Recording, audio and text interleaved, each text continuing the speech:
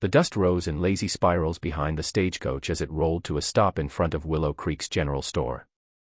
Margaret Sullivan clutched her worn carpetbag tighter, peering through the grimy window at the small frontier town that might or might not become her salvation. At 43, with streaks of silver threading through her dark hair and lines etched by grief around her green eyes, she was far from the typical settler heading west.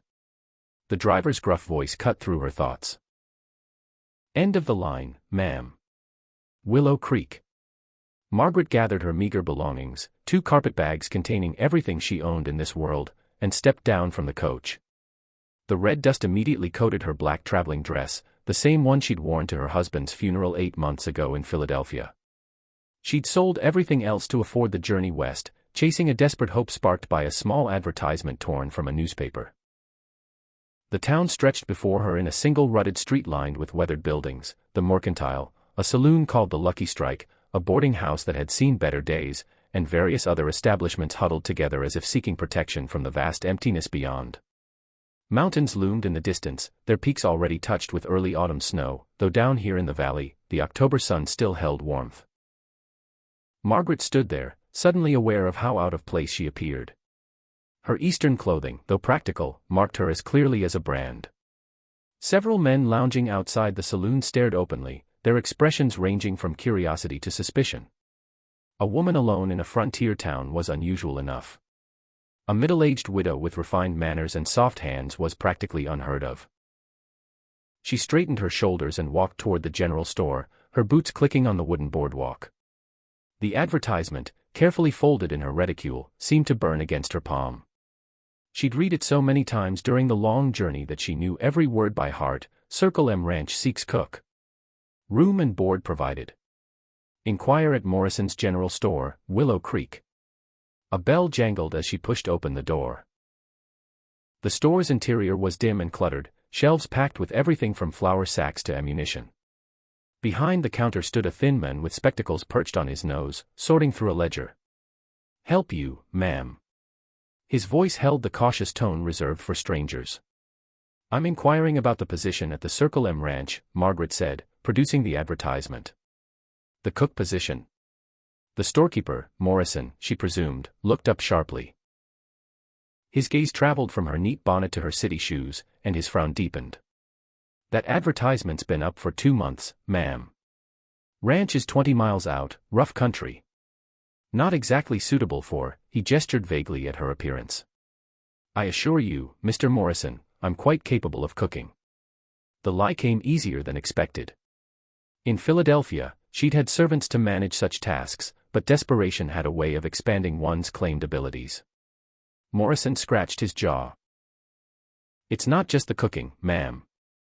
The Circle M is, well, it's a hard place. Jake Caldwell runs it with a crew of cowboys. No other women folk out there, no towns nearby, just prairie and cattle and men who haven't seen civilization in months." "I understand." Margaret kept her voice steady, though her heart hammered. "I'm a widow, Mr. Morrison. I have no family back east, no means of support. I need this position." Something in her tone must have reached him because his expression softened slightly. "Can you ride a horse?" "I can learn." "Ever cooked over a wood stove, baked bread from scratch, butchered a chicken?" "I'm a quick study." Morrison sighed and set down his pen. "Ma'am, I'll be plain with you. Jake Caldwell is a fair man, but he's not known for patience. That ranch has broken stronger folks than you appear to be. The last 3 cooks quit within a month. One just up and walked off into the prairie rather than stay another day." Margaret felt her resolve waver, but pushed the doubt aside. Perhaps they lacked sufficient motivation. "I assure you, Mr. Morrison, I have nowhere else to go." The truth of those words hung in the air between them. Morrison studied her for a long moment, then nodded slowly. "I send supplies out to the Circle M every 2 weeks. Next wagon leaves tomorrow morning at dawn. You can ride along if you're certain." "I'm certain. There's a boarding house down the street. Mrs. Patterson runs it. Tell her I sent you. She'll give you a room for the night." He paused, then added more gently, "You might want to purchase some more practical clothing, ma'am. What you're wearing won't last a week on a working ranch." Margaret glanced down at her traveling dress, already dusty and wrinkled. Thank you for the advice. She turned to examine the store's selection of women's clothing. Pitifully small and clearly meant for frontier life, simple calico dresses, sturdy boots, practical bonnets. With the last of her money, she purchased 2 dresses, a pair of boots that looked as if they could withstand anything, and a wide-brimmed hat to replace her city bonnet. As Morrison wrapped her purchases, he said quietly, "Ma'am, if you don't mind my asking, what brings a lady like you to Willow Creek? You've got education in your voice, refinement in your manner. This isn't the place for you." Margaret met his curious gaze steadily. "My husband was a doctor in Philadelphia. When he died, I discovered he'd been living beyond our means for years. Debts took everything, the house, the furnishings, even his medical practice. I have no children, and my family, well, they have their own troubles. This advertisement was the only position that offered room and board along with wages." "I'm sorry for your loss," Morrison said, and seemed to mean it. "But ranch cooking is hard work, dawn to past dark every day. Those cowboys eat like wolves and complain like children if something isn't to their liking." "Mr. Morrison," Margaret said with a slight smile, "I have spent the last 20 years managing a household, navigating Philadelphia society, and maintaining appearances on an increasingly limited budget. I believe I can manage a group of hungry cowboys." He chuckled despite himself. "Well, ma'am, you've got spirit. I'll give you that. Jake Caldwell might appreciate that, or it might rub him wrong." "Hard to say with Jake." Margaret gathered her packages. "What can you tell me about Mr. Caldwell?" Morrison's expression grew thoughtful. "Been running the Circle M for about 10 years now. Came out here from Texas, I heard, though he doesn't talk about his past. Keeps to himself mostly, fair with his men, pays honest wages, but expects hard work in return. Never married, far as anyone knows. Some say he's got no use for women. Others say he just hasn't found one tough enough for ranch life." "I see." Margaret tucked this information away. "Thank you, Mr. Morrison. I'll be here at dawn." She left the store and made her way to the boarding house, passing more curious stares and whispered comments. The boarding house proved to be a 2-story building that might have been white once, but had faded to a dusty gray. Mrs. Patterson, a bird-like woman with sharp eyes, looked Margaret up and down before showing her to a small, clean room. "Heard you're heading out to the Circle M," Mrs. Patterson said, lingering in the doorway. "Brave or foolish? I can't decide which." "Perhaps a bit of both," Margaret admitted, setting down her bags. "You ever meet Jake Caldwell?" "Not yet." Mrs. Patterson snorted. "Well, don't expect much in the way of conversation. Man's as tight-lipped as they come. Handsome enough if you like the weathered type, but cold as a mountain winter. Treats his men fair, though. Never heard of him raising a hand to anyone who didn't deserve it." After Mrs. Patterson left, Margaret sat on the narrow bed and finally allowed herself to feel the full weight of her situation. The room was sparse but clean, with a washstand, a small mirror, and hooks on the wall for clothing. Through the window, she could see the vast prairie stretching endlessly under the afternoon sun. She pulled out the advertisement once more, smoothing its creases. Such a small thing to have brought her so far from everything she'd known. But what choice did she have? The alternative was accepting charity from disapproving relatives or finding work in a factory, if they'd even hire a woman her age with no experience. No, this was her chance. Perhaps her only chance.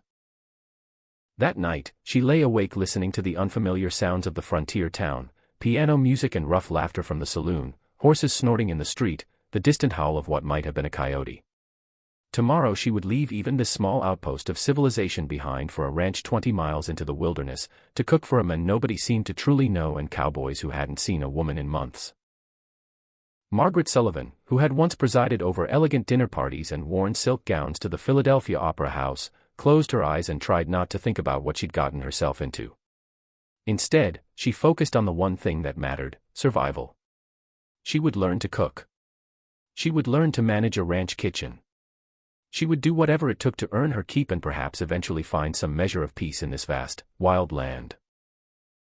The advertisement crinkled in her hand as she finally drifted off to sleep, still clutching that fragile promise of a new beginning. The supply wagon jolted over another rut, and Margaret gripped the wooden seat to keep from sliding off. Old Pete, the driver Morrison had hired, hadn't spoken more than 10 words since they'd left Willow Creek at dawn. The landscape had gradually transformed from the relative civilization near town to an endless sea of golden prairie grass, broken only by occasional stands of cottonwoods along dried creek beds. "That's the Circle M boundary," Pete finally said, pointing to a wooden gate with the ranch's brand burned into the crossbeam, another 3 miles to the main house. Margaret's stomach tightened. She'd spent the long ride rehearsing what she would say, how she would present herself as capable and confident. But as the ranch buildings came into view, her carefully prepared words scattered like dust in the wind. The Circle M sprawled across a natural bowl in the prairie, sheltered by low hills. The main house was built of logs and rough-hewn planks, solid and unadorned. To one side stood a large barn and several corrals where horses milled about. A bunkhouse, smokehouse, and various outbuildings completed the picture. It was larger than she'd expected, more established, but there was a loneliness to it, no flowers, no curtains in the windows, no feminine touches to soften the harsh utility of the place. Pete pulled up in front of the main house. "Wait here," he said, climbing down with surprising agility for his age. "I'll fetch Jake."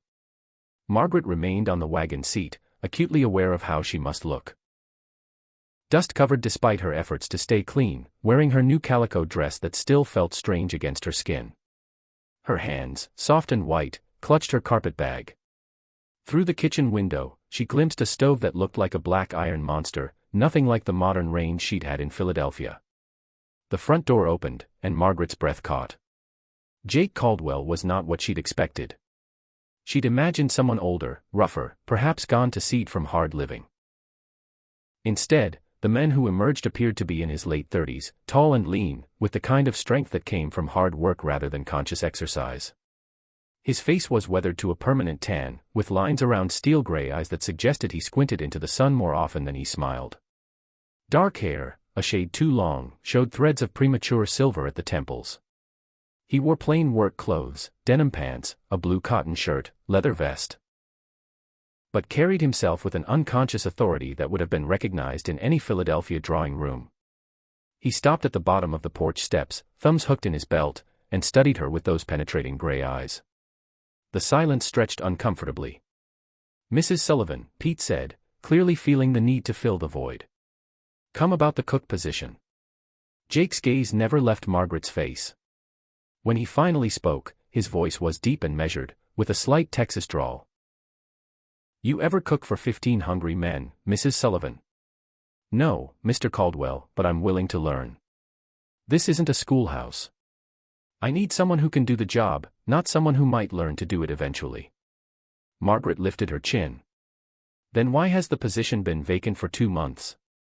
Something flickered in his eyes, surprise, perhaps, or approval. "Because most folks are smart enough to know better. Ranch cooking means up at 4 o'clock. Breakfast on the table by 5. Lunch packed for the men who will be out on the range. Dinner ready when they return. It means baking bread, preserving meat, maintaining supplies, and doing it all on a wood stove that has moods like a fractious horse. I understand.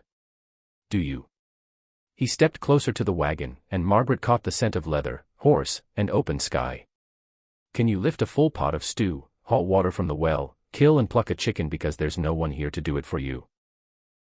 Margaret met his gaze steadily. "Mr. Caldwell, 3 months ago, I buried my husband and discovered I was penniless. 2 months ago, I sold everything I owned to pay debts that weren't even mine. 1 month ago, I slept in a railway station because I couldn't afford lodging. I have learned, sir, that necessity is an excellent teacher." The words came out sharper than she'd intended, driven by desperation and pride. Jake studied her for another long moment, then turned to Pete. "Bring her bags to the kitchen." "Does that mean," Margaret began. "It means you get a week to prove you can handle it. If you can't, Pete will take you back to town when he brings the next supplies." He started back toward the house, then paused. "One more thing, Mrs. Sullivan. The men who work here are good men, but they're cowboys. They curse. They smell like horses, and they haven't seen a woman in months. You'll eat in the kitchen." Keep to the house after dark and maintain appropriate distance. Clear. Perfectly clear. Good. He was almost to the door when he turned back once more. You said you were willing to learn. Are you also willing to laugh? The question caught her off guard. I beg your pardon. This is a hard life, Mrs. Sullivan. The work breaks backs, and the loneliness breaks spirits. The last cook spent every meal looking like she was attending a funeral. It affected the men, made everything heavier than it needed to be. His expression remained serious, but there was something almost wistful in his voice. So, I'll ask again. Can you cook with laughter? Can you bring something besides food to that kitchen? Margaret thought of the elegant dinner party she'd hosted, the way she'd kept conversation flowing and guests smiling even when the roast was overdone. Mr. Caldwell, I once kept 20 Philadelphia society matrons entertained for 3 hours when my cook quit without notice and I had to prepare the meal myself. If I could manage that, I believe I can handle cowboys. This time she was certain she saw approval in his eyes. The kitchen's through here. I'll show you the quarters and explain the routine. Dinner's at 6 sharp. That gives you, he pulled out a pocket watch. 4 hours to figure out that stove and feed 15 men. Still want the job? Margaret climbed down from the wagon, grateful her new boots gave her steady footing. Lead the way, Mr. Caldwell. The kitchen was large but primitive by her standards. The massive cast-iron stove dominated one wall, with a wood box beside it that was nearly empty. A long wooden table occupied the center of the room, scarred from years of use. Open shelves held dishes, pots, and supplies. A pantry door stood ajar, revealing sacks of flour, beans, and other staples. Everything was clean, but utilitarian, without a single touch of warmth or personality. Your room's through there, Jake indicated a door off the kitchen. It's small but private. You'll find water in the barrel by the stove. We haul it from the well each morning. Firewood's out back. The root cellar's behind the house. Smokehouse is the small building to the left. We butcher our own beef, cure our own meat. There's a kitchen garden, but it's gone to weeds since, he trailed off. Since the last cook left. Since before that. He moved to the stove, checking the firebox. This beast takes some getting used to. Too much wood and she'll burn everything. Too little and nothing cooks through. The dampers are temperamental, and the oven runs hot on the right side. Margaret approached the stove cautiously, as if it might bite. Any other peculiarities I should know about? The men like their coffee strong enough to float a horseshoe. Breakfast is always biscuits, beef, eggs when we have them, and gravy. Lunch for the range riders is usually cold biscuits, dried beef, and whatever else travels well. Dinner's the big meal, meat, potatoes, vegetables if we have them, pie if you can manage it. Pie. Margaret's voice might have squeaked slightly. The men work hard, Mrs. Sullivan. Good food's one of the few pleasures out here. He moved toward the door, then paused. 1 week. If you're still here after that, we'll discuss wages and permanent arrangements. Mr. Caldwell, Margaret called as he reached the door. You asked if I could cook with laughter. May I ask why that matters to you? He stood silhouetted in the doorway, his face unreadable against the bright afternoon light. Because I've lived 10 years in a house that forgot how to smile, Mrs. Sullivan. Sometimes a man gets tired of the silence. Then he was gone, leaving Margaret alone in the kitchen that would either become her salvation or her defeat. She set down her carpet bag and surveyed her new domain more carefully. 4 hours to produce dinner for 15 men. She'd hosted larger dinner parties, she reminded herself. Of course, she'd had a cook, 2 kitchen maids, and a butler to help serve. She found an apron hanging on a peg and tied it around her waist. First things first, she needed to get that stove going. The matches were where she'd expect them to be, and after several attempts and some inappropriate language that would have shocked her Philadelphia friends, she managed to get a fire started. The pantry inventory revealed plenty of basics: flour, lard, salt, dried beans, potatoes, onions, and what looked like a quarter of beef hanging in the cold corner. She could make a stew, she decided. How hard could it be? Meat, vegetables, water, seasonings. Simple. 3 hours later, Margaret stood before the stove, fighting back tears of frustration. The stew pot was too heavy for her to lift when full. She'd had to ladle water into it 1 cup at a time. The vegetables were unevenly chopped because the knives were dull, and her hands were already developing blisters. The fire kept dying down, then roaring back to life when she added wood, making the pot's contents alternate between barely simmering and boiling over. "You look like you're wrestling a bear." Margaret spun around to find a young cowboy standing in the doorway, hat in hand. He couldn't have been more than 20, with sandy hair and a friendly freckled face. "I'm sorry. I didn't mean to startle you, ma'am. I'm Tom Bradley. Jake sent me to see if you needed firewood brought in."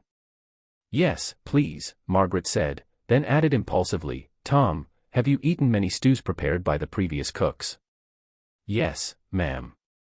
"What made them good?" Tom grinned. "Well, ma'am, mostly that they were hot and there was plenty. Cowboys aren't too particular after a long day, though Jake's got more refined tastes than the rest of us. Comes from being raised proper, I expect. Mr. Caldwell was raised properly." Margaret tried to keep her tone casual as she stirred the pot. "So they say. He came from a good family back in Texas. Maybe even went to one of those fancy colleges. But something happened, nobody knows what, and he ended up out here." Tom started stacking wood by the stove. "He's a fair boss, though. Expects hard work, but pays honest wages. Just don't cross him. He's got a temper when riled, though it takes a lot to rile him." Margaret filed this information away, a man of education who'd chosen or been forced into this isolated life. It explained the precise way he spoke, the air of authority that went beyond mere ranch ownership. By the time the dinner bell rang, an actual bell mounted on a post outside the kitchen door, Margaret had managed to produce a pot of stew that looked edible, a batch of biscuits that were only slightly burned on the bottom, and coffee that could indeed float a horseshoe. She stood nervously as the cowboys filed in, each nodding politely and mumbling, "Ma'am," as they took their seats. Jake entered last, taking the chair at the head of the table. His eyes surveyed the simple meal, then rose to meet hers. "Gentlemen," he said, "this is Mrs. Sullivan, our new cook. Mind your manners." The meal passed in relative quiet, punctuated by the clink of spoons against bowls and requests to pass the biscuits. Margaret watched anxiously as the men ate. No one complained, but no one complimented either. She noticed Jake ate more slowly than the others, as if evaluating each bite. When the last man pushed back from the table, Jake stood. "Mrs. Sullivan, a word." She followed him onto the back porch, where the setting sun painted the prairie gold and crimson. Her hands twisted in her apron as she waited for his verdict. The stew was under-seasoned, the biscuits were heavy, and the coffee could strip paint, he said bluntly. Then, unexpectedly, one corner of his mouth quirked upward. "But you kept trying even when that stove was getting the better of you. And you asked Tom for advice instead of pretending you knew everything. That shows sense. Does that mean I can stay?" "It means you get your week like I promised."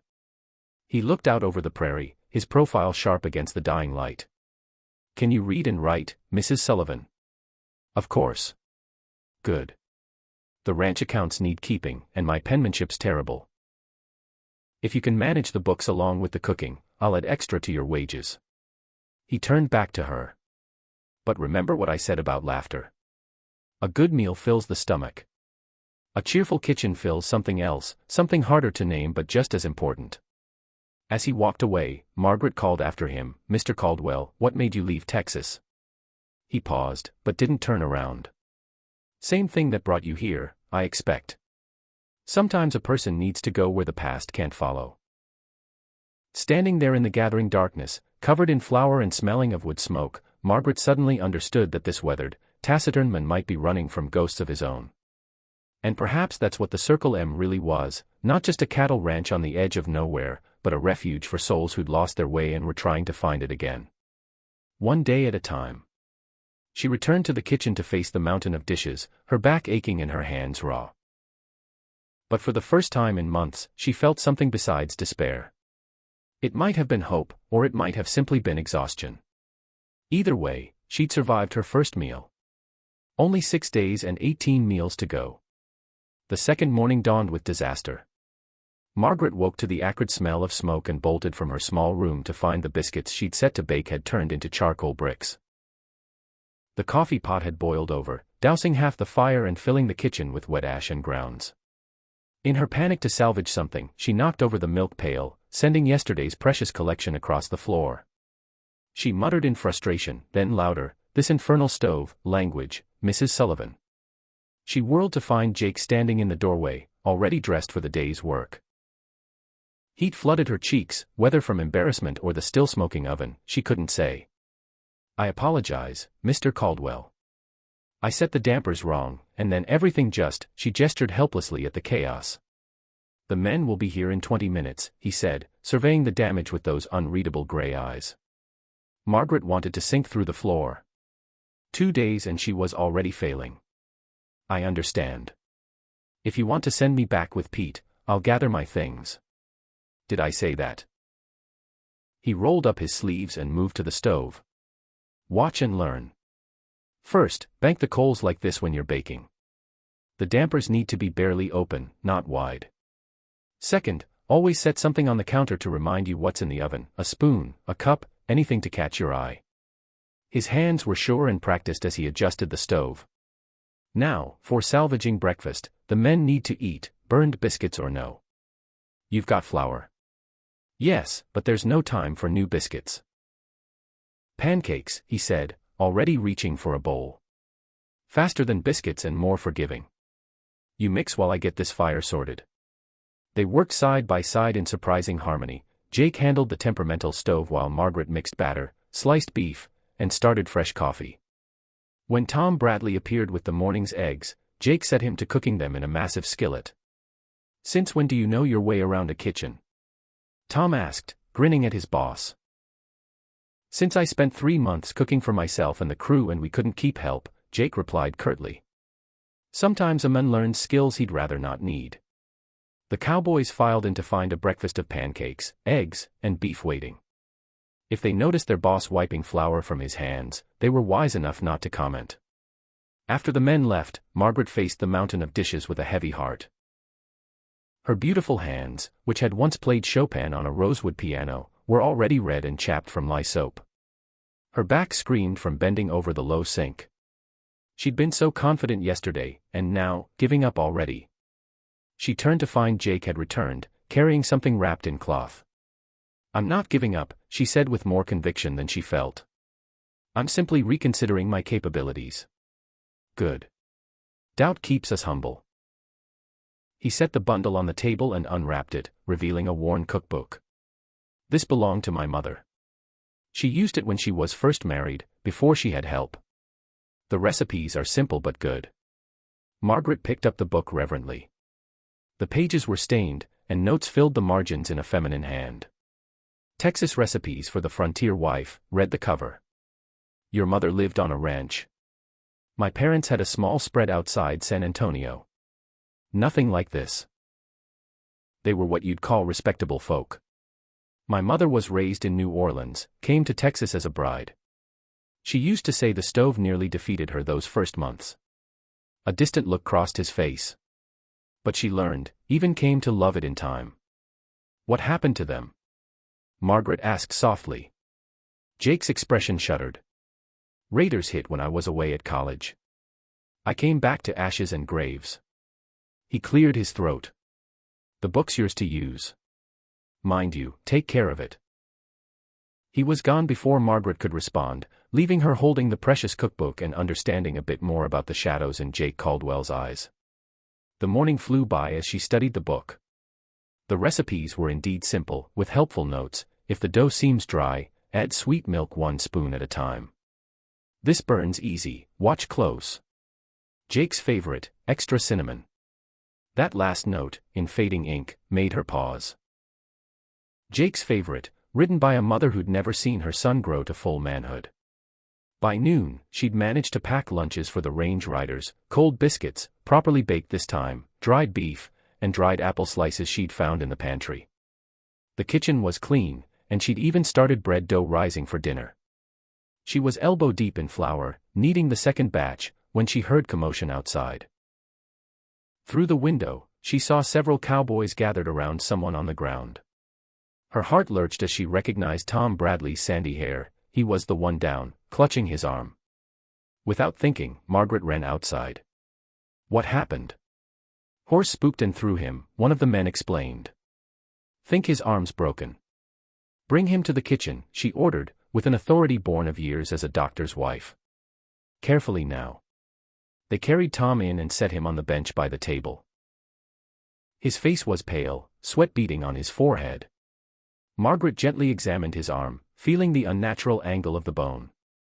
It's broken, but cleanly, she announced. I can set it, but I'll need help. You know how? Tom asked through gritted teeth.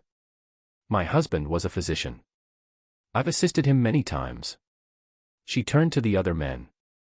I need straight boards for splints, clean cloth for bandages, and someone to hold him steady. Jake appeared in the doorway, took in the scene with a glance, and began issuing orders. Within minutes, Margaret had everything she needed. Jake positioned himself behind Tom, holding the young man's shoulders. This will hurt, Margaret warned. But it'll hurt worse if we leave it. Just do it, ma'am, Tom managed. Margaret felt along the break once more. Then, with a quick, sure movement, she pulled and aligned the bones. Tom's yell could probably be heard in the next county, but the arm was straight. She splinted it carefully, wrapping it with torn strips of clean petticoat, the last of her Philadelphia finery put to practical use. There, she said, tying off the bandage. Keep it still for 6 weeks. I'll make a sling. Thank you, ma'am, Tom said weakly. Thought I'd have to ride all the way to town. You'd have been lucky to make it halfway, Jake said. He looked at Margaret with something like respect. Where did a Philadelphia lady learn to set bones? When you're married to a doctor who drinks, Mr. Caldwell, you learn to handle things when his hands aren't steady enough. The admission slipped out before she could stop it. Silence fell over the kitchen. Margaret busied herself making a sling from a dish towel, her cheeks burning. She'd never spoken of Charles's weakness to anyone. Well, Jake said finally, we're grateful for the skill, whatever brought it. The men filed out, supporting Tom between them. Jake lingered, watching as Margaret returned to her bread dough with shaking hands. Your husband, he said quietly. Is that what broke you? The drinking. Margaret's hand stilled. No. I could forgive the drinking, it was a weakness, but he was a good man despite it.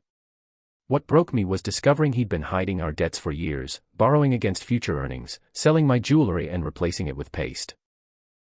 He didn't want me to worry, he said in his final letter. She laughed bitterly. Instead, he left me to face the creditors alone. He killed himself, laudanum overdose, possibly accidental. He'd been taking it for pain. I choose to believe it was. She resumed kneading with perhaps more force than necessary. And now you know why a refined Philadelphia widow is burning biscuits in a Texas ranch kitchen. We all have our reasons for being here, Jake said. Tom will heal clean thanks to you. That matters more than perfect biscuits. He started to leave, then turned back. There's apple pie in my mother's book, page 47. The men haven't had pie in months. Might make them forget this morning's breakfast disaster. A challenge and a kindness wrapped in one. Margaret found herself almost smiling. Assuming I can manage the oven temperature. You'll manage. You've got stubborn written all over you. After he left, Margaret attacked the bread with renewed energy. She would make this work, not just because she had nowhere else to go, but because somewhere between burned biscuits and broken bones, she'd begun to feel something she hadn't experienced in months, useful.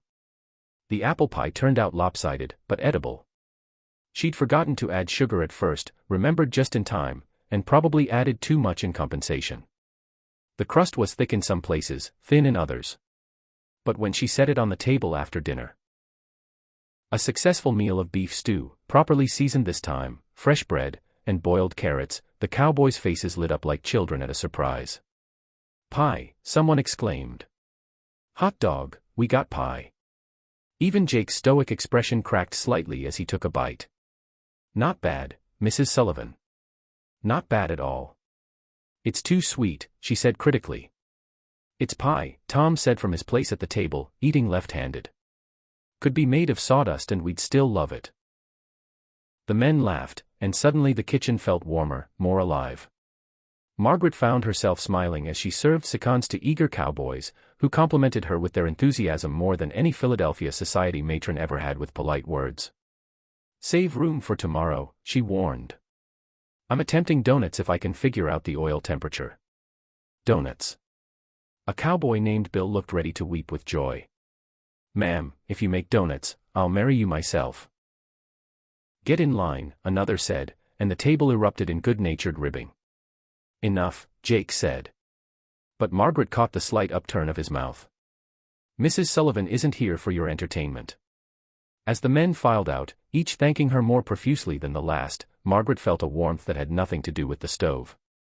She'd fed them, tended their hurt, made them smile. It was harder work than she'd ever done, but somehow more satisfying, too. Jake was the last to leave. He paused at the door, looking back at her standing amid the dinner debris, apron stained and hair escaping its pins. My mother used to say a kitchen without laughter was just a room with a stove, he said quietly. Tonight felt like a kitchen again. Then he was gone, leaving Margaret to wonder at the lonely man who'd hired her to season his life with more than salt and pepper. She thought of the cookbook upstairs, filled with a mother's love and notes for a son she'd lost too soon. Tomorrow she'd try the donut recipe, and maybe the day after that, the cinnamon rolls marked as Jake's favorite. For now, though, she had dishes to wash and bread to set for morning. But she hummed while she worked, an old folk tune her grandmother used to sing, and didn't notice the figure standing outside the window, listening to the almost forgotten sound of music in his kitchen, before he finally turned and walked back to his empty house under the vast Texas stars. The weeks folded into each other like bread dough kneaded smooth. October gave way to November, and the kitchen that had once seemed foreign now moved to Margaret's rhythm. She rose before dawn without the need for the rooster's crow, her hands finding matches and kindling in the dark. The temperamental stove had become, if not a friend, at least a predictable adversary whose moods she could anticipate. Small changes crept in gradually. Checkered curtains appeared at the window, sewn from a worn tablecloth she'd found in the storage room. A jar of late wildflowers sat on the table, gathered during her rare walks to the well. She'd discovered mint growing wild behind the smokehouse, and dried bunches of it hung from the rafters, filling the air with green freshness. Smells like my grandmother's kitchen, Tom Bradley said one morning, his arm still in its sling but healing well. He'd taken to arriving early, sitting at the table while Margaret worked, keeping her company with easy chatter about ranch life. Did she cook on a ranch, too? Margaret asked, sliding a pan of biscuits into the oven. Perfectly golden now, light as air. No, ma'am. She had a little house in Missouri. But she grew herbs everywhere. Said a kitchen without growing things was like a house without warmth.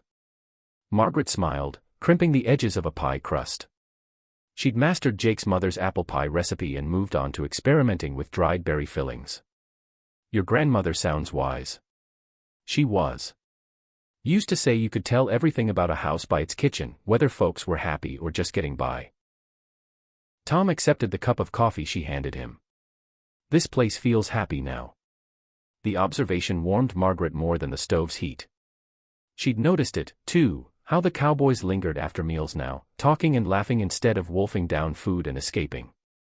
How they'd started bringing her little gifts, a particularly nice chicken for the pot, wild honey from a tree they'd found, a handful of pecans gathered on the range. Mrs. Sullivan, Tom said, suddenly serious. Can I ask you something? Of course. What do you know about Jake's past? I mean, before the Circle M. Margaret paused in her work. Over the weeks, she'd gleaned fragments, an educated accent that slipped through when he was tired, the way he handled the account books with easy familiarity, his knowledge of things no simple rancher would know.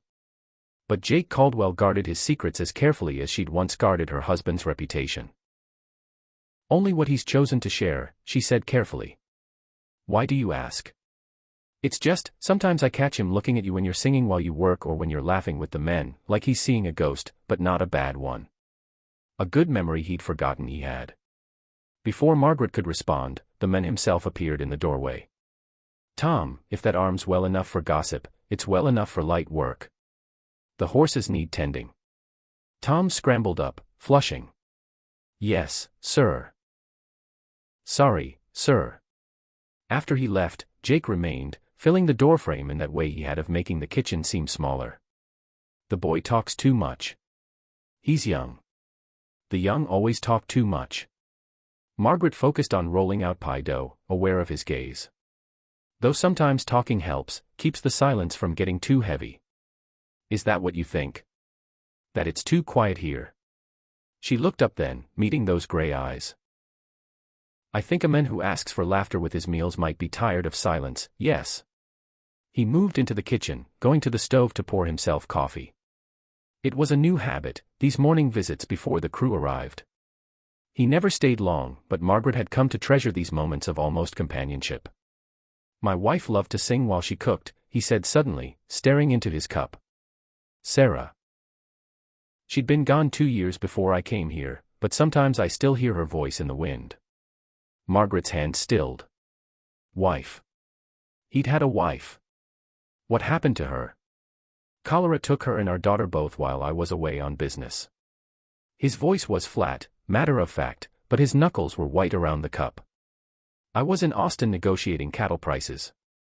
Thought I was building something important. Came home to 2 graves in a house that echoed. Jake. Margaret began, but he shook his head. It's history now. But Tom's right. You've brought something back to this place. Something I thought was gone for good. He set down his cup and moved toward the door, then paused. There's going to be a dance in town next Saturday. The harvest dance. The men are all going. How nice for them, Margaret said, returning to her pie. She'd heard the cowboys talking about it, their excitement palpable. You could come. The invitation hung in the air between them. Margaret's heart did an unexpected flutter. Mr. Caldwell, that would hardly be appropriate. I'm your employee. And you haven't left this ranch in 6 weeks. You need supplies from town anyway, don't you? Fabric for new curtains, perhaps some proper dishes since you're always complaining about the tin plates. She looked at him in surprise. She had mentioned those things, but only in passing, usually to Tom or the other cowboys. She hadn't realized Jake paid attention to her casual comments. Yes, supplies would be helpful. Then it settled. We'll leave at noon on Saturday. You can shop while the men get cleaned up. Then he paused, seeming to search for words. Then, if you happen to stop by the dance hall, and if I happen to be there, and if the musicians happen to play something worth dancing to, despite herself, Margaret smiled. That's quite a lot of happenstance, Mr. Caldwell. Jake, he said quietly. In the evenings, when it's just conversation, call me Jake. He left before she could respond. But Margaret found herself humming as she finished the pies. A dance she hadn't danced since before Charles died. Her good dress was long gone, sold to pay for travel. But perhaps she could do something with one of her calico dresses. That evening, after the supper dishes were done, Margaret heard a soft knock on her door. She opened it to find Jake holding a package wrapped in brown paper. This was my mother's, he said without preamble. It's been in a trunk for years. Might need altering, but, he thrust the package at her and strode away before she could even thank him. Inside, Margaret found a dress of deep blue wool, simple, but beautifully made. The kind of dress a rancher's wife would wear to a gathering or to a dance. Nothing fancy by Philadelphia standards, but the fabric was quality, and the color would bring out her eyes. She held it up to herself, noting it would need taking in at the waist and hemming, but otherwise perfect. She spent the next evenings altering the dress by lamplight, listening to the cowboys practice their harmonicas and guitars on the bunkhouse porch. Jake had taken to sitting in the kitchen after dinner, working on his account books while she sewed. They rarely spoke, but the companionship was comfortable, like an old married couple sharing the evening hours. You're good with a needle, he observed on Thursday night. Another useless Philadelphia accomplishment that turned out to be useful after all, she replied, biting off a thread, along with piano playing, watercolors, and the ability to make small talk with boring people. None of those sound useless to me. He looked up from his ledger. Especially the last one. You'll need it if Mrs. Henderson corners you at the dance. That woman could talk the ears off a donkey. Margaret laughed. Duly warned. Any other social hazards I should know about? Well, there's Samuel Morrison, you've met him at the store. He's sweet on the widow Patterson who runs the boarding house, but she pretends not to notice. Then there's the usual collection of young cowboys who want to dance with anything in skirts. Oh, and avoid the punch. Charlie Benson always spikes it with something strong when no one's looking. You sound like you actually enjoy these events, Margaret said, surprised. I go because the men expect it. A boss who won't socialize with the community breeds resentment. He paused. But I usually leave early. Dancing alone gets old fast. The words hung between them, an unspoken invitation, or perhaps just a statement of fact. Margaret kept her eyes on her sewing. Well, if there happens to be dancing, and if partners happen to be scarce, more happenstance, Mrs. Sullivan. Margaret, she said softly. In the evenings, when it's just conversation. Saturday dawned clear and crisp. Margaret packed her pies carefully in the wagon. She'd volunteered to contribute to the communal supper that preceded the dance. Jake appeared in his best clothes, dark trousers, white shirt, black vest, and a coat that showed city tailoring despite its age. He looked, she thought with a flutter, quite distinguished. The ride to town passed quickly. Jake pointed out landmarks, told stories of the ranch's early days, even laughed at her account of her first week's disasters. It was the most relaxed she'd ever seen him, as if leaving the ranch boundaries allowed him to leave some of his burdens behind. In town, Margaret shopped with careful attention to her small savings. New plates would have to wait, but she bought fabric for proper curtains, some spices the general store had finally gotten in stock, and an indulgence of indulgences. A small bottle of rose water. Jake had given her money for ranch supplies, but she kept careful track of every penny. The dance hall was already crowded when they arrived. Margaret's pies disappeared quickly, earning her compliments from the ranch wives who'd previously eyed her with suspicion.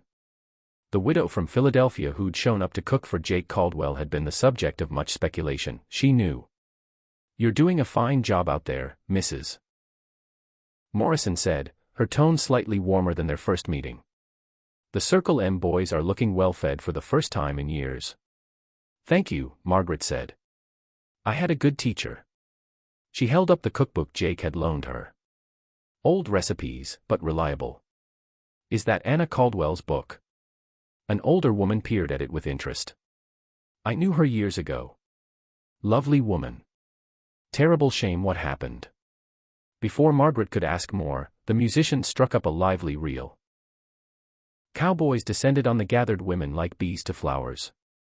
Margaret found herself swept onto the floor by an enthusiastic young rancher who stepped on her feet more than the boards. She endured 2 dances before begging off, retreating to the refreshment table. Surviving the social whirl.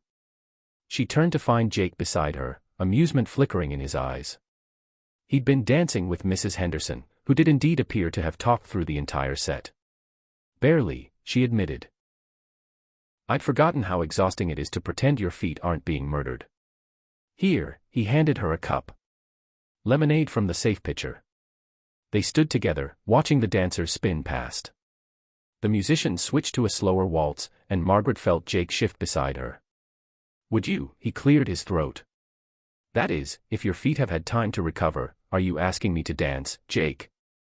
I'm suggesting that if you happen to be on the dance floor, and I happen to be there as well. Enough happenstance, Margaret said, setting down her cup. Yes, I'd like to dance. He led her onto the floor with a hand at her elbow, then turned to face her. One hand settled properly at her waist, the other took hers. And suddenly Margaret understood why he'd been so careful with all his happenstances. This was dangerous, not for propriety's sake, but for the way her heart accelerated when he pulled her into the dance.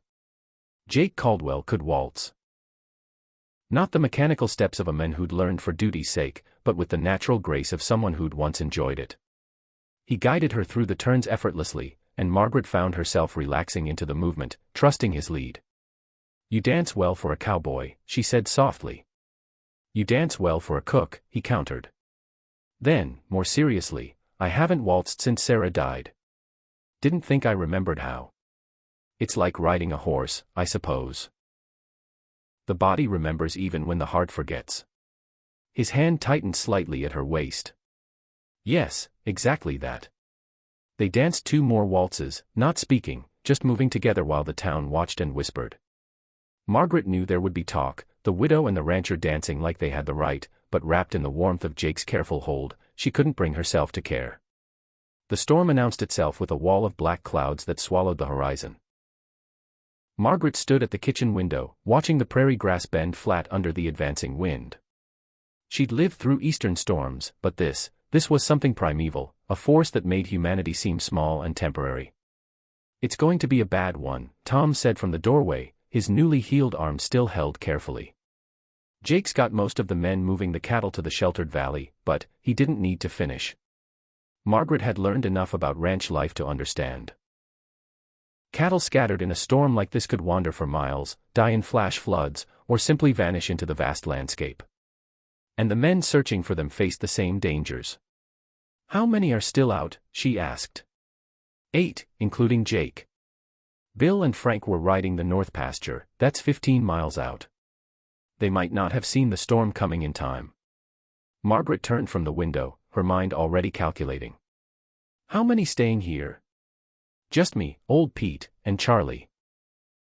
He's nursing a lame horse. Everyone else is out. Then we prepare. This kitchen stays warm and ready. Get Pete to help you fill every available container with water. If this storm's as bad as it looks, the well might flood. Charlie can bring in extra firewood. I'll start cooking." Tom grinned despite the worry in his eyes. "Yes, ma'am. You sound like a general." "I was a doctor's wife, Tom. I've managed through disasters before." As the men scattered to their tasks, Margaret attacked her own preparations with focused energy. She set beans to soak, mixed dough for multiple loaves of bread, and started a massive pot of stew that could feed 20 men if needed. Her hands moved automatically while her mind wandered to Jake, somewhere out in that gathering darkness. The storm hit just after 3 o'clock. The first fat raindrops turned within minutes to a deluge that hammered the roof like rifle fire. Wind screamed around the corners of the house, finding every crack and crevice. The kitchen, usually Margaret's warm sanctuary, felt suddenly fragile against nature's assault. "Haven't seen a storm like this in 10 years, Pete muttered, peering out at the wall of water. "Last one took the old barn and half the herd." Margaret lit every lantern they had, creating a beacon of warmth and light. The stew simmered, bread baked, and coffee stayed hot and ready. She kept her hands busy to avoid thinking about men and horses struggling through mud and rising water, about the particular men who'd waltzed with her just a week ago and might now be riders coming, Charlie shouted from the porch. 4 cowboys stumbled through the door, soaked to the skin and shivering.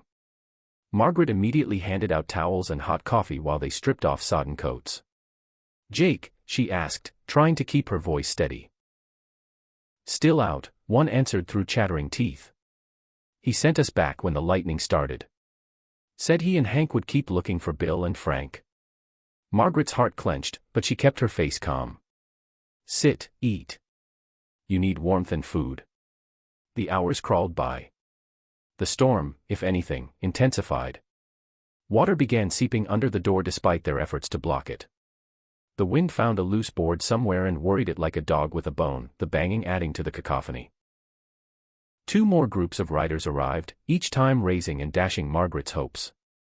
Each group told the same story. Jake had sent them to safety while he continued searching. The man was stubborn as granite and twice as hard-headed, she thought furiously, ladling out more stew. Night fell, though it was hard to tell the difference in the storm's darkness. Margaret had fed 13 men, some twice, and still maintained her vigil. The kitchen had become a refuge. Men sleeping in shifts on the floor, others keeping watch at the windows. "He knows this land better than anyone," Tom said quietly, appearing at her elbow. "He'll find shelter." "Of course he will," Margaret replied. But her hand shook as she kneaded more bread, her 4th batch. The action was automatic now, something to do while her mind painted terrible pictures. It was past midnight when Charlie's shout brought everyone alert. "Light, I see a light." Men crowded to the windows and door. Through the rain, a lantern bobbed like a will-o'-the-wisp. Then another. And another. "Open the door," someone yelled. They're coming in. The wind nearly tore the door from its hinges when they opened it. Four figures stumbled through, Bill and Frank supported between Jake and Hank. All four were so covered in mud they looked like earth golems come to life. Blankets, Jake ordered, his voice hoarse. Hot water. Bill's got a gash on his leg. Margaret flew into action. Within minutes, she had the injured man on the table, his leg cleaned and examined. The cut was deep but clean, a branch or rock had caught him when his horse fell. She stitched it carefully while Jake held the lantern, his own exhaustion evident in the way he swayed. You need to sit, she told him firmly. Tom, get your boss some coffee before he falls over. I'm fine, Jake protested. But he sank onto the bench when Tom pushed him down. Margaret finished with Bill, bandaging the wound tightly. Keep it clean and dry. You were lucky, no damage to the muscle. Lucky. Frank laughed shakily. Ma'am, we'd be dead if Jake hadn't found us. Couldn't see 5 feet in that rain. We'd taken shelter under some rocks, but the water was rising, would have drowned for sure. Enough talk, Margaret said briskly. But her eyes found Jake across the room. Everyone needs food and rest. The next hour was controlled chaos as she fed the exhausted men, distributed dry clothes from the rag bag, and tried to create sleeping spaces for everyone. Through it all, she was aware of Jake watching her, a strange expression on his mud-streaked face. Finally, when the last cowboy was settled, she approached him. He sat alone at the table, coffee growing cold in his hands. You should rest, she said softly. In a moment. He looked up at her. You did well tonight. This kitchen. It was exactly what the men needed. A safe harbor. It's just food and warmth, Jake. Nothing special. No. His voice was firm. It's more than that. Sarah used to do this, turn the kitchen into the heart of things when trouble came. I'd forgotten how much it matters, having someone who just handles things, who makes sure there's light in the darkness. Margaret's throat tightened. Anyone would have. No, he interrupted. They wouldn't.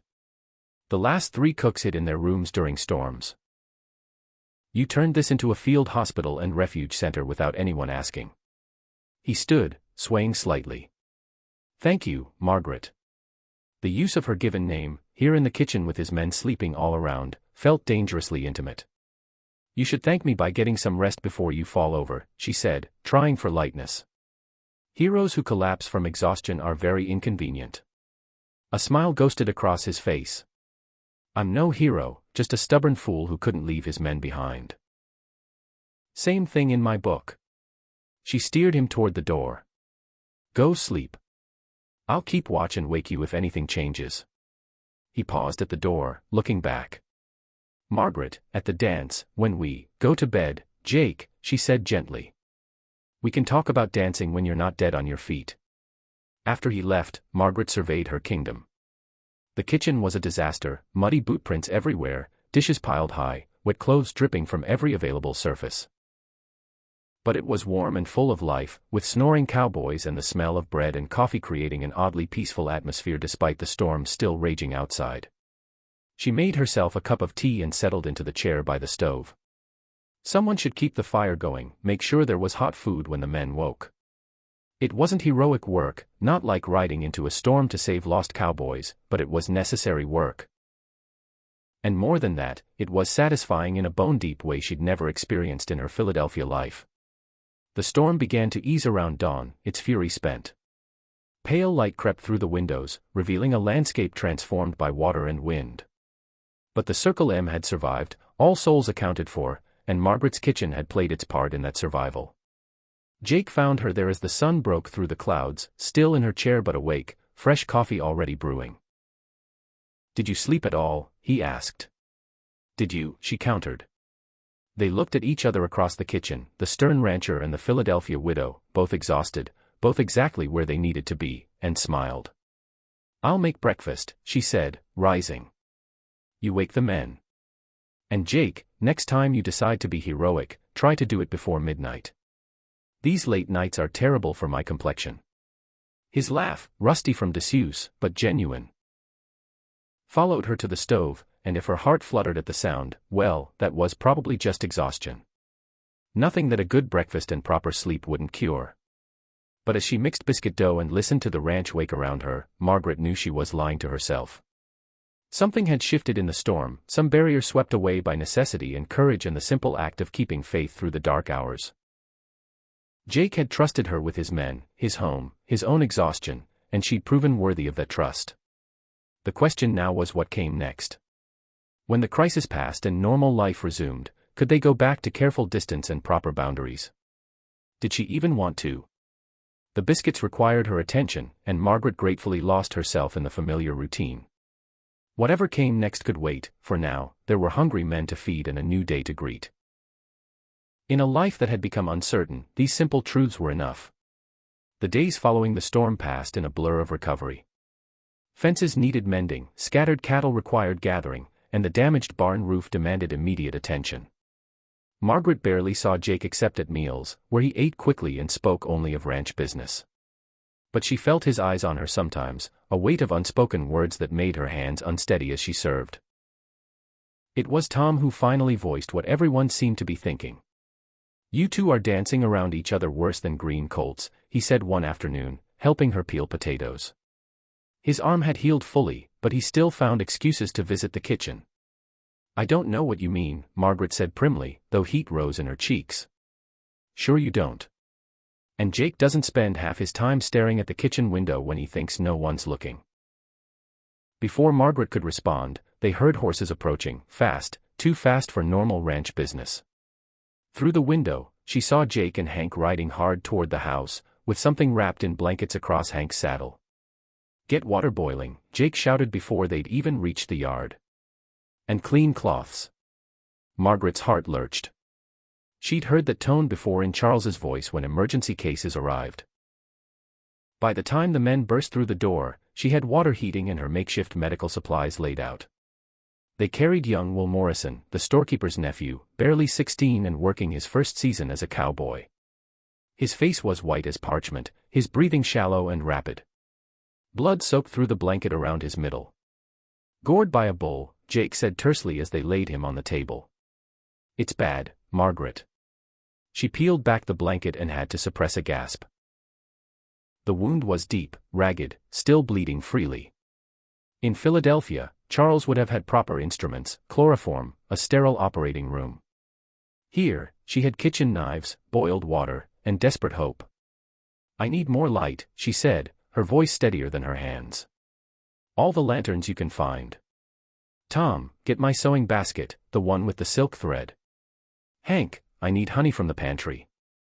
"Margaret," Jake said quietly. "If it's too much, it's not too much." She met his eyes firmly. "But I need everyone to do exactly as I say. This is beyond basic field medicine." For the next 2 hours, Margaret worked with focused intensity that would have impressed her late husband. She cleaned the wound with boiled water, stitched internal damage with silk thread boiled in water, packed the area with clean cloth soaked in honey, an old remedy her grandmother had sworn by. Through it all, Jake stood at the boy's head, holding him still, speaking in a low, calm voice when Will stirred toward consciousness. "You're doing fine, son. Mrs. Sullivan's got the best hands in Texas. You'll be dancing at the next social. Just wait and see." Margaret's hands moved with remembered skill, making tiny, careful stitches.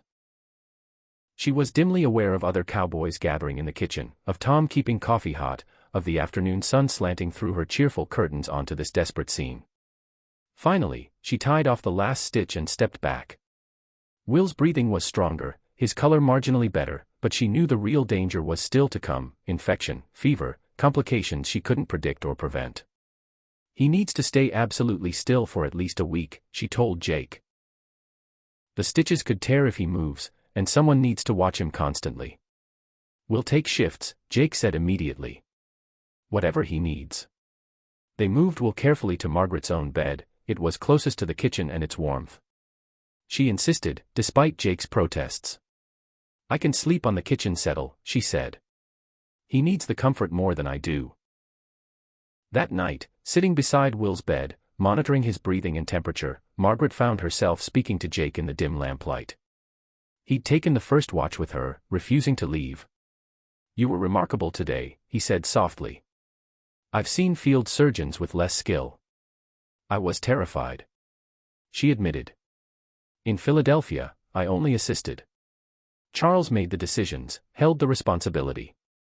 Today," she gestured helplessly. "Today you saved a boy's life. Maybe. If infection doesn't set in, if the stitches hold, if a dozen other things don't go wrong." She checked Will's forehead again, still cool. "I used to think Charles was weak for turning to laudanum. But carrying this weight, knowing someone's life depends on your choices, I understand better now."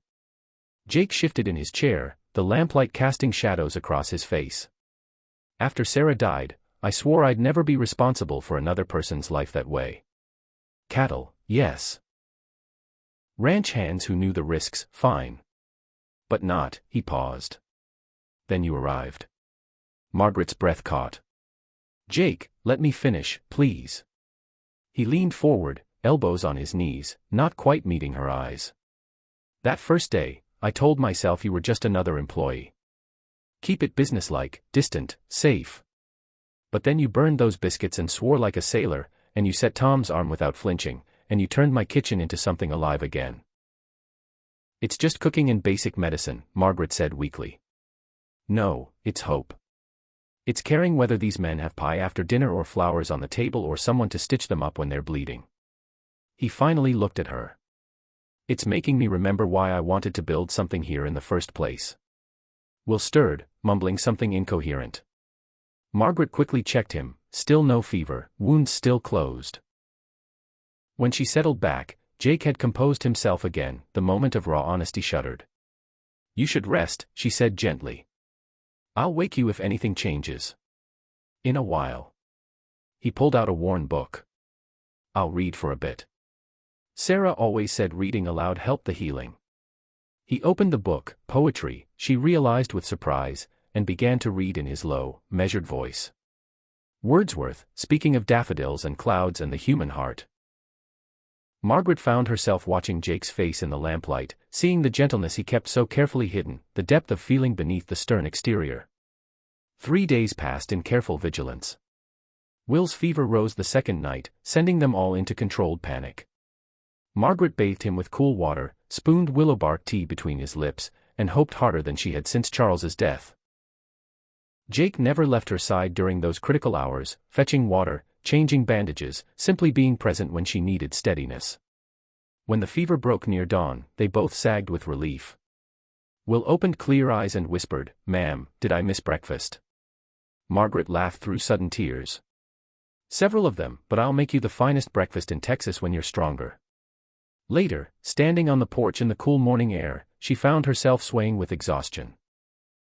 Jake's hand steadied her, and somehow she was leaning against his chest, feeling the solid warmth of him through his shirt. "You did it," he murmured into her hair. "You brought him through." "We did it," she corrected. "I couldn't have managed without you." She felt him smile. "We make a good team." The words hung between them, weighted with possibility. Margaret knew she should step away, return to proper distance. Instead, she let herself rest against him for one more moment, storing up the feeling for later examination.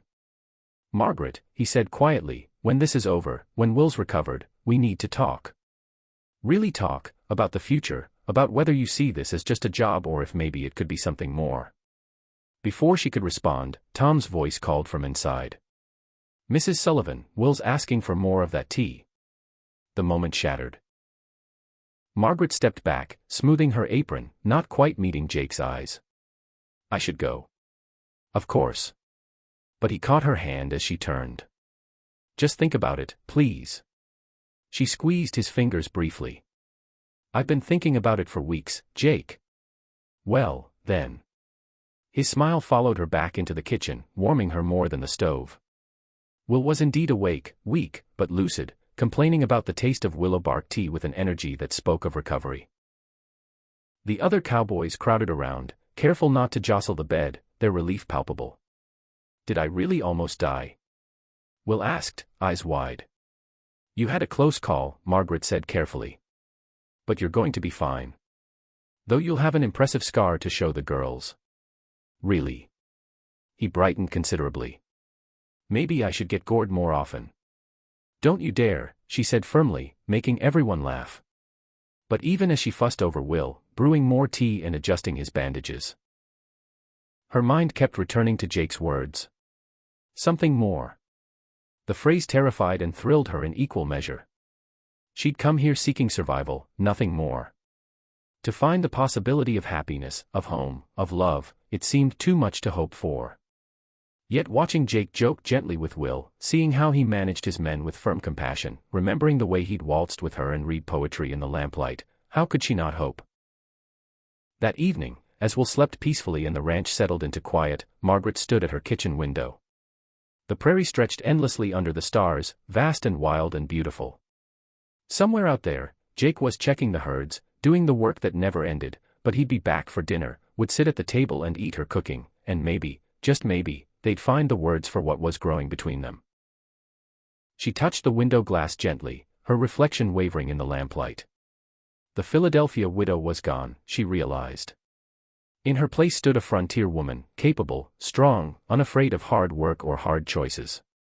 A woman who could save a life, run a kitchen, and maybe even love again. The transformation hadn't happened in the storm, though that had crystallized it. It had been happening all along. In small moments and daily choices, in laughter over burned biscuits and tears over wounded boys. This kitchen had remade her as surely as she'd remade it. Now she just had to find the courage to embrace what came next. Will Morrison's recovery marked the passing of days toward December. The young cowboy, now able to sit up and complain about being confined to bed, had become a fixture in the kitchen as Margaret went about her daily work. His uncle had visited from town, overwhelmed with gratitude, pressing payment on Margaret that she'd refused to accept. "You saved my nephew's life," Samuel Morrison had said, had clutched in his hands. "There must be something I can do." "Keep bringing those good supplies to the ranch," Margaret had replied. "That's payment enough." Now, with Will finally strong enough to return to light duties, the kitchen felt strangely empty. Margaret had grown accustomed to chattering at him while she cooked, to having someone appreciate her experiments with new recipes from Jake's mother's cookbook.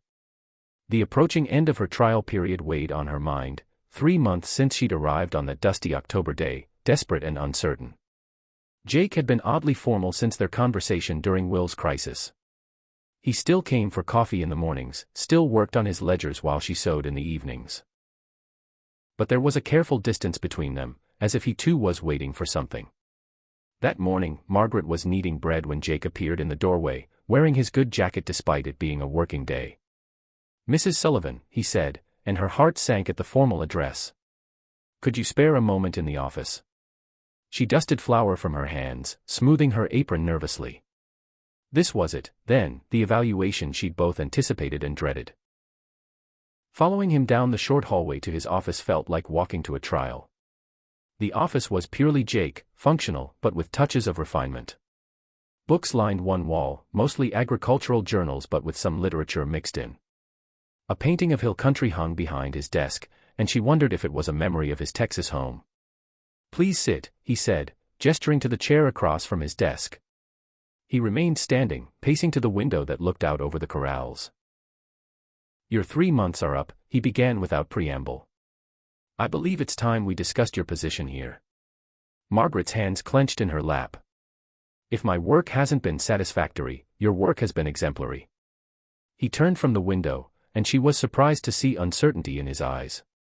"The men have never been better fed or better cared for. The kitchen runs smoothly. You've proven yourself capable of handling emergencies that would send most cooks running back to town. Then what? The question, Mrs. Sullivan, Margaret, is whether you want to continue in your current position." She blinked. "Of course I do. Unless you're dismissing me." "No." He moved to lean against the desk, closer to her but still maintaining distance. "I'm asking if you want to remain as cook, with wages increased to reflect your additional duties as ranch nurse and bookkeeper." Or, the word hung between them. Margaret's pulse quickened. Or. Jake reached into his jacket and withdrew a small velvet box. Margaret's breath caught as he opened it to reveal a simple gold band with a small sapphire, nothing ostentatious, but beautiful in its simplicity. "Or you could consider a different position entirely," he said quietly. "As my wife." The room seemed to spin slightly. Margaret gripped the chair arms, staring at the ring that caught the morning light. "Jake, I know it's sudden. I know you came here seeking employment, not this."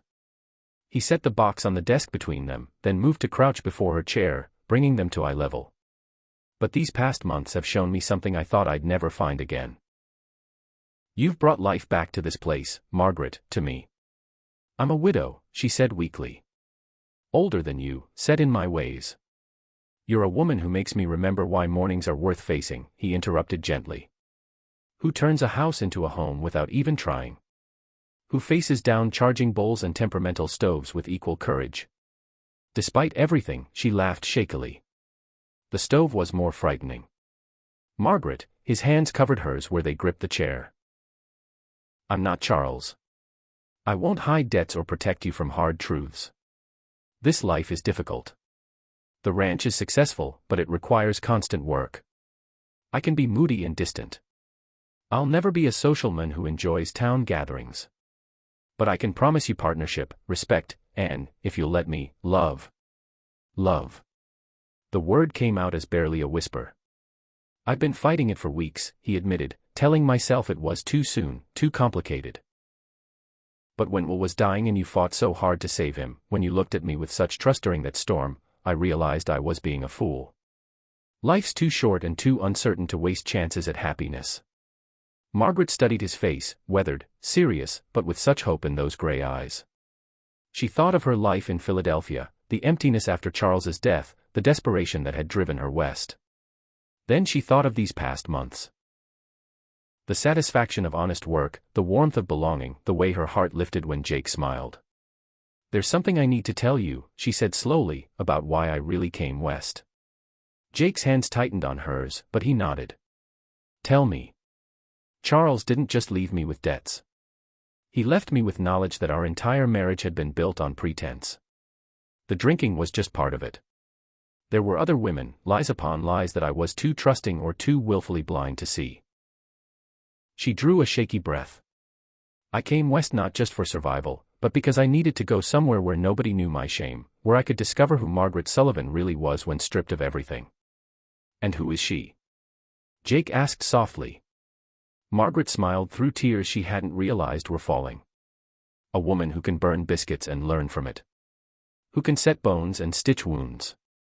Who finds joy in feeding hungry cowboys and making curtains from old tablecloths.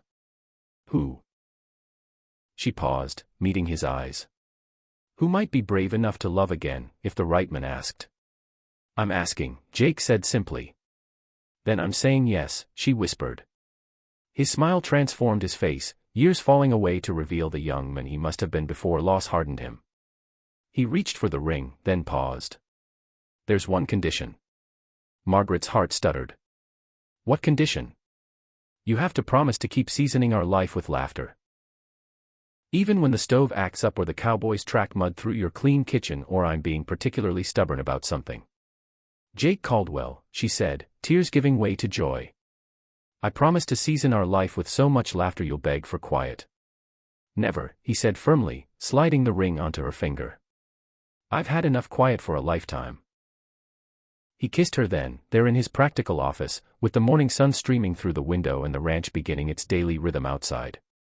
It was a kiss that spoke of promise and partnership, of second chances and new beginnings.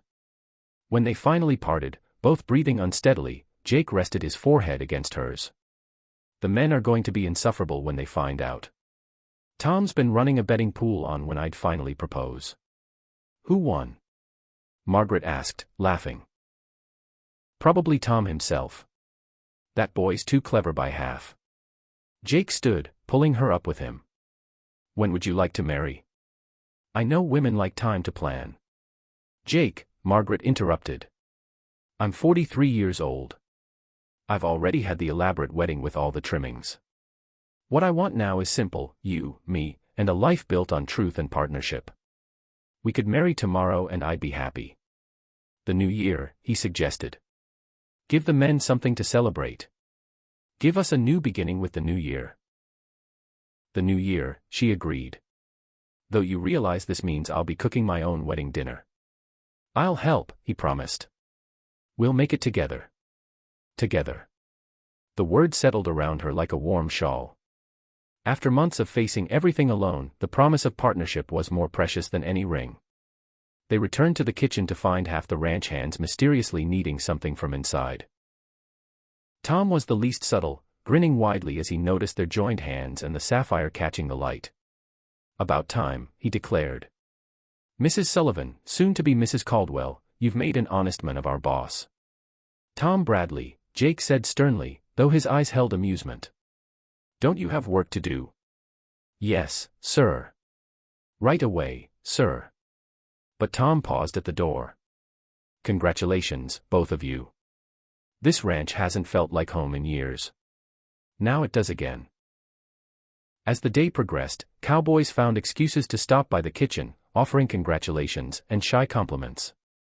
Margaret accepted their good wishes while managing her usual routine, though she found herself distracted by the unfamiliar weight of the ring on her finger. That evening, as she served dinner to the assembled men, Jake stood and cleared his throat. Gentlemen, I have an announcement. Mrs. Sullivan has agreed to make an honest man of me. We'll be married on New Year's Day, and you're all invited to the celebration. The cheer that went up could probably be heard in town. Men pounded the table, whistled, and called out, "Congratulations." Bill raised his coffee cup in a toast. To the best cook and the bravest woman in Texas. Hear, hear, the others chorused. Margaret felt herself blushing, but also glowing with happiness. These rough cowboys had become her family over the past months. Their genuine joy at her happiness touched her deeply. Later, as she washed dishes and Jake dried, insisting on helping despite her protests, they talked about practical matters, where she would move her things, how to arrange the house for 2 people instead of 1, what changes she might want to make. Nothing major, she said, hands deep in soapy water. Though perhaps curtains in the main room and a rug by the fireplace. Oh, and we really should repaint the kitchen. Margaret, Jake interrupted, laughing. You can turn the whole house purple if it makes you happy. It's your home now. Our home. Our home. Like together, the words held weight and promise, not just a place to work and survive, but a true home built on love and choice rather than duty and desperation. I love you, she said suddenly, surprising herself with the declaration. I should have said it earlier when you asked, but I was so overwhelmed. You said yes, Jake replied, setting aside the dish towel to pull her against him, soap suds and all. That told me everything I needed to know. But for the record, I love you too. Have for weeks, probably from the first time you made the men laugh over dinner.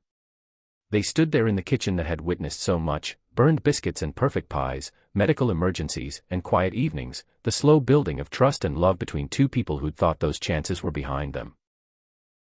Outside, snow began to fall, the first of the season, dusting the prairie white and clean. A new beginning, Margaret thought, watching the flakes drift past the window, for the ranch, for the season, and for 2 hearts that had found their way home to each other. Happy New Year, future Mrs. Caldwell, Jake murmured against her hair.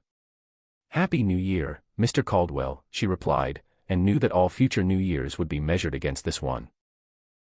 The year she came west seeking work and found everything she hadn't dared to hope for. New Year's Eve arrived with a fresh blanket of snow that transformed the Circle M into something from a fairy tale. Margaret stood at the kitchen window, watching the sunset paint the white landscape in shades of rose and gold. Tomorrow, she would become Margaret Caldwell. The thought still seemed dreamlike, even with the sapphire ring catching the light as she rolled out one more batch of cookies. The kitchen was a symphony of scents: cinnamon, nutmeg, roasting meat, fresh bread. She'd been cooking for 2 days straight, preparing for the wedding feast. The cowboys had pitched in with touching enthusiasm. Tom had ridden to town 3 times for supplies, Bill and Frank had scrubbed the main room until it shone, and even gruff old Pete had contributed by carving a wooden sign to hang above the fireplace. You should be resting, Jake said from the doorway. It's bad luck to exhaust the bride before the wedding. Margaret turned, flour dusting her cheeks, and smiled at the sight of him. He'd been working to finish ranch business before their wedding day, wanting to give her his full attention afterward. I'm too happy to be tired. Besides, someone has to feed all those hungry cowboys tomorrow. The ladies from town are bringing dishes, too, he reminded her, crossing to steal a warm cookie. Mrs. Morrison insisted on a proper wedding cake. Mrs. Patterson is bringing her famous pickled vegetables. Even Mrs. Henderson promised to contribute, though who knows what that'll be. Probably talk, Margaret said dryly, making him laugh. Probably. He caught her around the waist, pulling her close despite her protests about floury hands. Are you sure about this, Margaret? It's not too late to change your mind. You could remain as cook, keep your independence. Jake Caldwell, she interrupted firmly. I've been married to a man who tried to protect me from every harsh reality. I don't need protection, I need partnership. I need you. She reached up to touch his face. Are you having second thoughts? Never. His arms tightened around her. I just want you to be certain. This life, this place, it's not easy. Easy is overrated, Margaret said. I've had easy, it left me unprepared for hardship. This life, our life, has meaning, purpose, joy mixed with struggle. It's real in a way my Philadelphia existence never was. He kissed her then, slow and sweet, tasting of stolen cookies and promises. When they parted, both were breathless. Tomorrow can't come soon enough, he murmured. Tomorrow will come exactly when it should, Margaret replied practically, though her heart raced. Now go, I have pies to finish, and you're distracting me. New Year's morning dawned crystal clear, the snow sparkling like diamonds under a brilliant sun. Margaret woke in her small room off the kitchen for the last time, hearing the ranch stirring to life around her. Today, she would move into the main house, into the room Jake had quietly prepared for them, not the one he'd shared with Sarah, but a different space, honoring both past and future. Tom knocked on her door early, bearing a package. From the boys, he said, grinning. We all chipped in. Inside was a silver hand mirror and brush set, engraved with MC. Margaret's eyes misted. It's beautiful, too fine for the finest lady in Texas. No, ma'am. Tom's young face was earnest. You saved my arm, Mrs. Sullivan, saved Will's life, made this place a home again. That's worth more than silver. The morning flew by in preparations. Mrs. Morrison and Mrs. Patterson arrived early to help, shooing Margaret away from her own kitchen with good-natured bossiness. A bride doesn't cook on her wedding day, Mrs. Patterson declared. Now go get ready. The justice of the peace will be here by noon. Margaret bathed and dressed carefully in the blue wool dress Jake had given her, altered now to fit perfectly. Pressed with loving care, she pinned her hair up simply, adding a sprig of dried lavender from the bunches hanging in the kitchen. In the mirror, she saw not the desperate widow who'd arrived in October, but a woman transformed by work and purpose and unexpected love. A knock at the door interrupted her thoughts. Margaret, may I come in?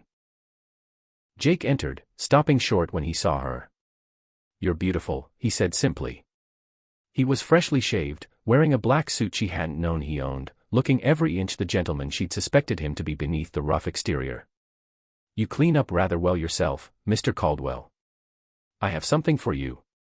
He held out a flat box. It was my mother's. I'd like you to have it. Inside was a delicate gold chain with a small locket. Margaret opened it to find two tiny photographs. One of a young couple she recognized as Jake's parents, the other empty. Waiting for our future, Jake said softly, fastening it around her neck. Whatever it brings. The ceremony was simple and perfect. The main room had been transformed with pine boughs and ribbons, crowded with cowboys in their cleanest clothes and townspeople who'd made the journey despite the snow. The justice of the peace from town performed the service, speaking of second chances and the courage to love again. Margaret barely heard the words, lost in Jake's steady gaze as they spoke their vows. His voice was strong and certain as he promised to love, honor, and cherish. Hers trembled only slightly as she made the same pledge, meaning every word with a depth that surprised her. When the justice pronounced them husband and wife, the cheer that went up shook the rafters. Jake kissed her while cowboys whistled and stomped, and Margaret laughed against his lips, joy bubbling up like champagne. The feast that followed was everything Margaret had hoped.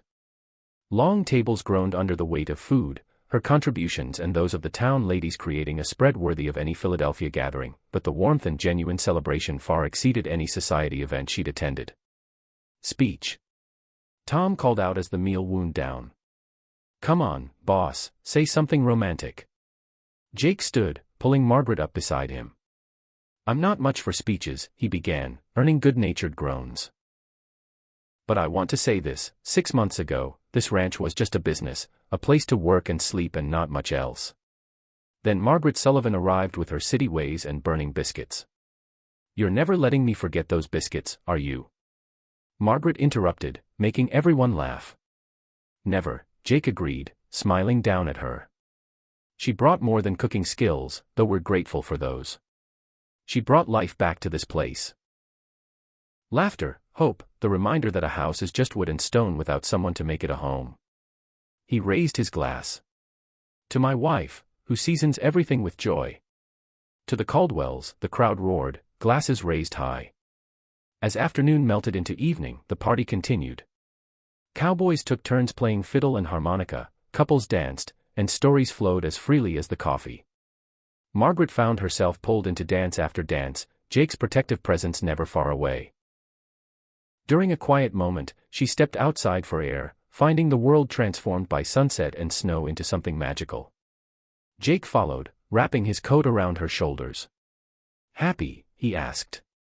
Beyond words, she admitted, leaning into his warmth. I never imagined when I answered that advertisement, I was just trying to survive. I never dreamed I'd find this.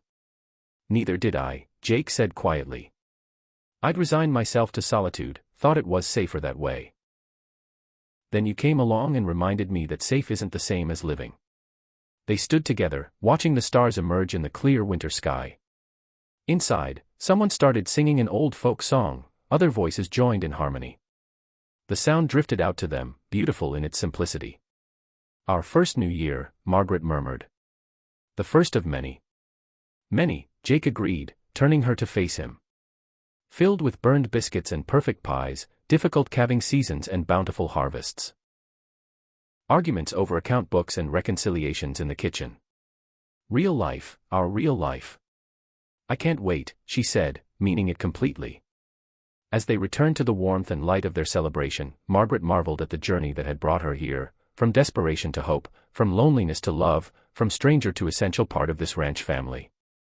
The advertisement that had seemed like her last chance had become her greatest blessing. It had promised room and board. It had delivered so much more, a new life seasoned with hope, partnership, and the kind of love that makes even the hardest days worthwhile. In the wild Texas frontier, where anything could happen and often did, Margaret and Jake Caldwell had found their way home to each other, and that, as any good cook knows, is the perfect recipe for happiness. Thank you so much for listening to this Wild West love story. I hope Margaret and Jake's journey touched your heart as much as it touched mine while sharing it. Where are you listening from? I'd love to know. Please share in the comments below. Don't forget to subscribe to the From Wild West channel for more authentic frontier tales of love, courage, and second chances. What did you think of Margaret's transformation from desperate widow to beloved ranch wife? Share your thoughts. I read every comment and love connecting with fellow Western romance enthusiasts.